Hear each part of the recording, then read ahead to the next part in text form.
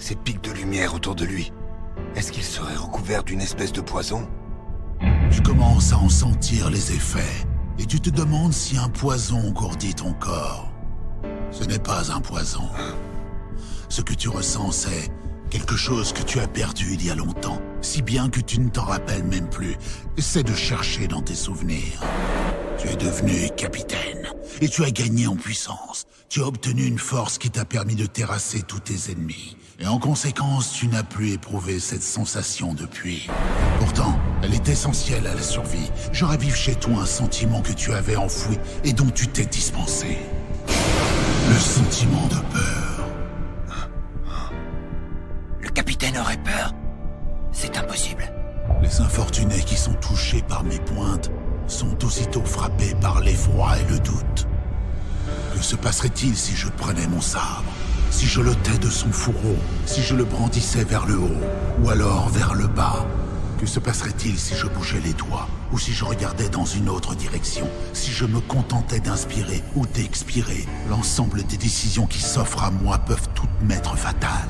Et quand les options à t'apporter paraissent toutes suspectes, c'est que le doute a germé dans ton esprit et que la peur s'installe. Jusque-là, si tu as pu résister, c'est grâce à la seule force de ta volonté. Et je dois l'admettre, c'est très impressionnant. Tu es une menace, certes, mais ça ne va pas plus loin. Tu es bien incapable d'instiller la peur. En revanche, on ne peut pas dire la même chose de moi à ton égard. Je suis lentement en train de briser ton âme par la peur que je t'inspire. C'est n'importe quoi. La peur fait partie intégrante des affrontements et de la guerre. Mais j'ai réussi à accepter puis surpasser ma peur du combat. En allant au-delà de moi-même, j'ai acquis la force nécessaire pour avancer. Je n'ai plus peur de rien.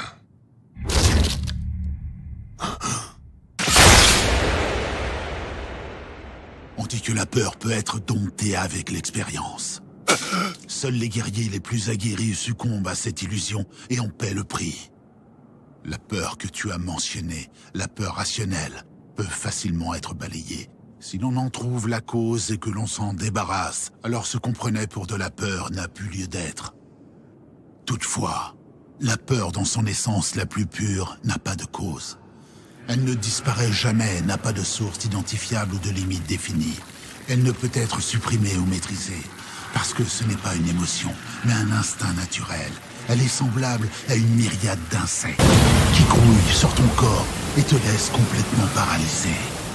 Quoi que nous fassions, nous ne pouvons pas échapper à notre instinct.